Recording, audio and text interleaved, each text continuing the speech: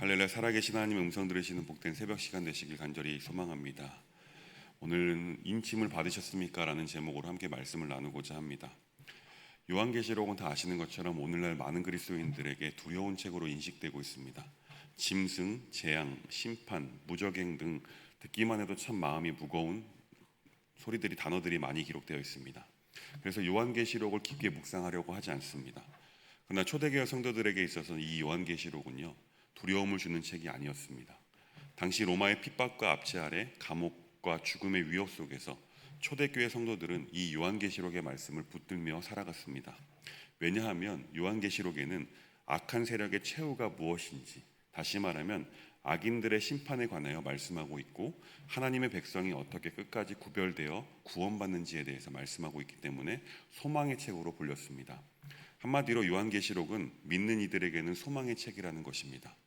오늘 우리가 함께 읽은 본문의 말씀도 바로 악인에 관한 심판에 관한 말씀이 기록되어 있습니다. 이 다섯째 나팔 심판에 대해서 말씀하고 있는데요, 내용만 놓고 보면 참 두려운 말씀이고 낯섭니다.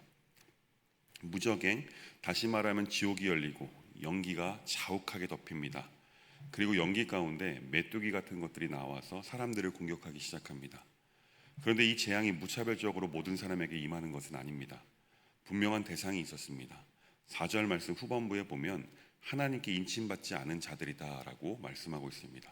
즉 믿지 않는 자들에게만 임하는 심판인 것입니다. 이 4절 말씀에 이런 말씀이 있어서 얼마나 다행스러운지 모릅니다. 그러나 오늘 이 말씀을 통해 우리가 점검해야 될 것이 있습니다. 첫째, 나는 정말 하나님께 인침받은 사람인가? 둘째, 내 주변에 아직 인침받지 못한 자들을 위해 나는 어떠한 마음을 가지고 있는가? 이것에 대해서 스스로 질문을 해보아야 합니다. 오늘 말씀을 묵상하시면서 우리의 믿음과 삶을 다시금 점검하는 시간 되길 간절히 소망합니다. 1절과 2절 말씀 보겠습니다. 함께 읽겠습니다. 다섯째 천사가 나팔을 불매 내가 보니 하늘에서 땅에 떨어진 별 하나가 있는데 그가 무적행의 열쇠를 받았더라. 그가 무적행을 여니 그 구멍에서 큰 화덕의 연기 같은 연기가 올라오매 해와 공기가 그 구멍의 연기로 말미암아 어두워지며. 아멘. 요한은 다섯째 천사가 나팔을 불자 하늘에서 떨어진 별 하나를 보았다라고 말씀합니다. 성경에서는 이 별이라는 표현은요, 종종 영적인 존재를 상징하는 것으로 사용되었습니다. 1절 말씀에 기록되어 있는 별은요, 하나님께로부터 떨어진 존재다라고 볼 수 있습니다. 많은 학자들은요, 이를 사탄 혹은 타락한 천사로 해석합니다. 어떻게 해석하는 그것이 중요한 것이 아닙니다. 중요한 것은 이 하늘에서 떨어진 별이 무적행의 열쇠를 받았다는 것입니다.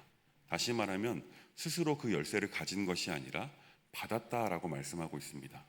다시 말해 사탄과 악한 영들조차 하나님께서 허락하신 권한밖에는 아무것도 할 수 없다라는 사실입니다. 열쇠를 받아든 이 별이 무적행, 지옥을 여니 마치 용광로 같은 연기가 올라와 세상을 덮었습니다. 심지어 해와 공기까지 어두워졌다라고 말씀합니다. 이 빛을 가리는 연기는요, 거짓과 혼란을 상징합니다. 진리의 빛이 가려지고 세상은 영적인 혼돈에 빠졌습니다. 그러나 이 혼돈은요, 믿는 자들을 삼키지는 못합니다. 이 혼돈이 삼킬 수 있는 대상은 하나님을 믿지 않는 자들입니다. 그들은 이 혼란 속에서 방향을 잃게 될 것입니다. 빛을 보지 못한 채 미혹될 것입니다. 사랑하는 여러분, 우리는 지금도 영적인 연기 속에서 살아갑니다. 가짜 뉴스, 왜곡된 가치관, 달콤해 보이는 세상의 유혹이 연기처럼 우리의 시야를 흐려뜨리고 있습니다. 그러나 하나님의 백성은요, 이러한 유혹에 현혹되지 말아야 합니다. 진리의 빛이신 예수 그리스도만 바라보며 하루하루를 살아가야 하는 것이죠. 오늘 나의 영적인 시야는 흐려져 있지는 않은지 주님 앞에서 비춰보아야 할 것입니다. 3절부터 6절까지의 말씀을 보면요, 요한은 무적행에서 나온 황충, 메뚜기 군대의 모습을 보았다고 말씀하고 있습니다. 이 메뚜기 같은 존재들이 연기 속에서 땅 위로 쏟아져 나왔습니다. 상상만 해도 싫습니다. 징그러운 메뚜기 같은 존재들이 올라오고 있는 것입니다. 구약에서는 아시겠지만 이 메뚜기는 주로 재앙을 상징했습니다. 출애굽기에서는 애굽의 10가지 재앙 중에서 메뚜기 재앙이 등장했던 것을 기억하실 것입니다. 그러나 오늘 본문의 메뚜기는 일반 메뚜기와는 달랐습니다. 애굽의 메뚜기 재앙에서 메뚜기들은요, 초목을 다 먹어치웠습니다.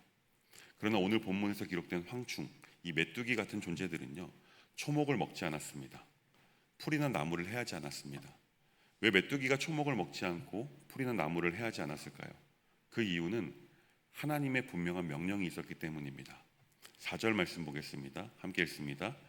그들에게 이르시되 땅에 풀이나 푸른 것이나 각종 수목은 해하지 말고 오직 이마에 하나님의 인침을 받지 아니한 사람들만 해하라 하시더라. 아멘. 하나님의 명령은 분명했습니다. 메뚜기들에게 허락된 것은 이마에 하나님의 인침을 받지 아니한 사람들만 해할 수 있는 권한이었습니다. 이 메뚜기의 공격 대상은 단 한 분입니다. 복음을 거부하고 예수 그리스도의 보혈로 인침을 받지 않은 사람들입니다. 메뚜기의 무기는요, 죽음이 아니었습니다. 메뚜기의 공격으로 사람이 죽지 않는다는 것입니다. 그러나 죽게 하는 대신에 이 메뚜기들은 5달 동안 엄청난 고통을 주었습니다. 본문에 따르면 그 고통은 전갈에 쏘인 듯한 극심한 고통이며 사람들이 차라리 죽고 싶어도 죽을 수 없는 고통이라고 말씀하고 있습니다. 이것이 무엇을 의미하는 것이냐면요, 복음을 받아들이지 않고 자기가 주인 되어 사는 사람들에게 죽음보다 더한 지옥 형벌이 기다리고 있다는 것입니다. 죽고 싶지만 죽을 수 없고 영원한 고통만 남아있는 지옥의 형벌을 말하는 것입니다. 그렇습니다. 사랑하는 성도 여러분, 예수 안에 거하지 않는 인생의 마지막은 결국 끝없는 고통입니다. 그래서 복음을 붙드는 것이 은혜이자 소망인 줄 믿습니다. 그 복음을 하나님께서 우리에게 이미 들리게 하셨고 그로 인해 믿게 하셨음에 감사하는 삶 사시길 간절히 소망합니다. 7절부터 10절까지의 말씀에서는요, 메뚜기의 기괴한 모습에 대해서 설명하고 있습니다. 메뚜기들의 모양은 전쟁을 위하여 준비한 말들 같고 머리에는 금관을 썼으며 얼굴은 사람의 얼굴 같고 머리에는 여인들의 머리털 같은 것이 있고 이빨은 사자 이빨 같고 가슴에는 철 호심경이 있고 날개 소리는 병거의 말들이 전쟁터로 달려나가는 소리처럼 크다. 그리고 전갈과 같은 꼬리와 쏘는 살이 있다고 말씀하고 있습니다. 이것은 단순한 해충이 아닙니다. 말처럼 강력하고 빠릅니다. 금관을 썼다는 것은요, 권세를 상징합니다. 사람의 얼굴을 하고 있다는 것은요, 이들도 지능이 있음을 상징하는 것입니다. 머리카락은 여자의 머리카락 같다, 이빨은 사자 같다고 말씀하시는 것은 처음에는 부드럽고 매혹적이지만 결국 사자처럼 삼키고 찢어버린다는 것입니다. 꼬리에는 전갈 같은 독침이 있습니다. 이것은 5달 동안 사람들을 쏘아 고통을 줍니다. 이 말씀은 영적인 의미로 해석하면 이렇습니다. 악한 영은 늘 달콤하고 매혹적인 모습으로 우리에게 다가옵니다. 죄는 처음에는 즐겁고 탐스럽게 보입니다. 그러나 그 끝은 사자의 이빨 같고 전갈의 독침과 같은 것입니다. 믿지 않는 자는요, 이 미혹 앞에서 무방비로 노출됩니다. 죄는 멀리서 보면 무해해 보여도 가까이 가면 독이 된다는 것을 말씀하는 것입니다. 성도는 그렇기에 말씀과 성령으로 깨어 있어야만 합니다. 조금이라도 타협하지 않는 믿음이 우리에게 필요한 것입니다. 깨어 있지 않으면요, 우리도 이러한 악한 것 앞에서 무너지게 될 것입니다. 베드로전서 5장 8절에 이렇게 말씀하고 있습니다. 근신하라 깨어라 너희 대적 마귀가 오는 사자같이 두루다니며 삼킬 자를 찾는다라고 말씀합니다. 이 말씀처럼 우리는 깨어서 근신하고 깨어 있어 악한 영, 죄에 삼켜지지 않는 우리 모두가 되길 간절히 소망합니다. 이어서 11절 말씀 보겠습니다. 함께 읽습니다. 그들에게 왕이 있으니 무적행의 사자라. 히브리어로는 그 이름이 아바돈이요 헬라어로는 그 이름이 아볼루온이더라. 11절 말씀을 보면요, 이 무적행 메뚜기 군대에도 왕이 있음을 알 수 있습니다. 아바돈, 아볼루온 뜻은 동일합니다. 파괴자라는 뜻을 가지고 있습니다. 사탄의 본질이 바로 파괴입니다. 처음에는 유익을 주는 것처럼 가장하고 있지만 사탄의 목적은 단 하나입니다. 하나님이 지으신 것을 파괴하고 무너뜨리는 것입니다. 12절 말씀 보겠습니다. 함께 읽습니다. 첫째 화는 지나갔으나 보라 아직도 이후에 화 둘이 이르리로다. 화가 지나갔다라고 말씀합니다. 그런데 좋아할 수 없습니다. 이 화가 첫 번째 화이기 때문입니다. 그렇다는 것은 앞으로 심판이 더 남았다는 것이죠. 우리 하나님께서는요, 심판의 수위를 점점 높여가십니다. 왜냐하면 성도들에게 끝까지 회개할 기회를 주시기 위해서입니다. 그러나 회개하지 않는 자에게는 더 큰 화가, 큰 심판이 이어질 것입니다.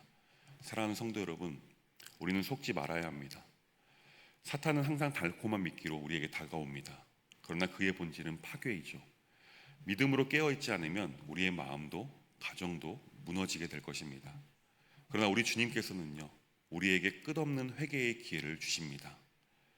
오늘이라는 하루도요, 하나님께서 우리에게 주시는 회개의 기회가 있는 날입니다.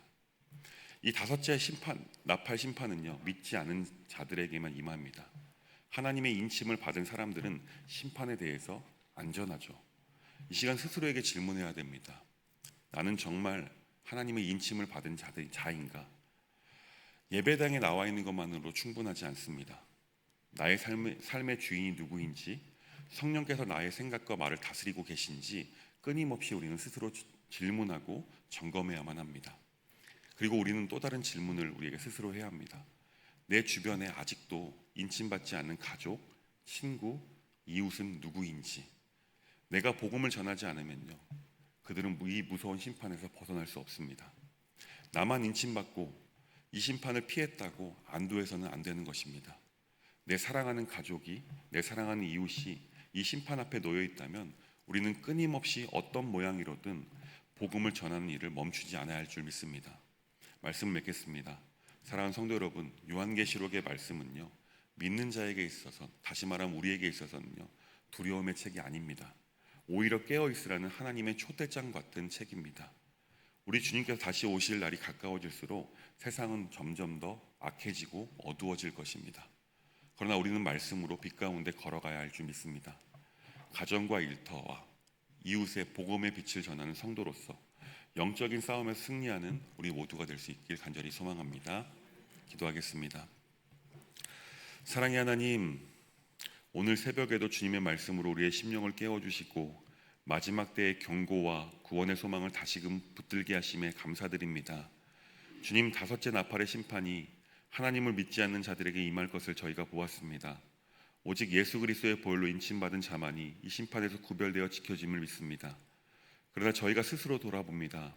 혹시라도 우리의 믿음이 형식에 머물러 있진 않은지, 우리 안에 성령의 인침이 분명한지 다시금 점검하게 하여 주옵소서. 주님, 저희가 말씀 앞에 깨어있길 원합니다.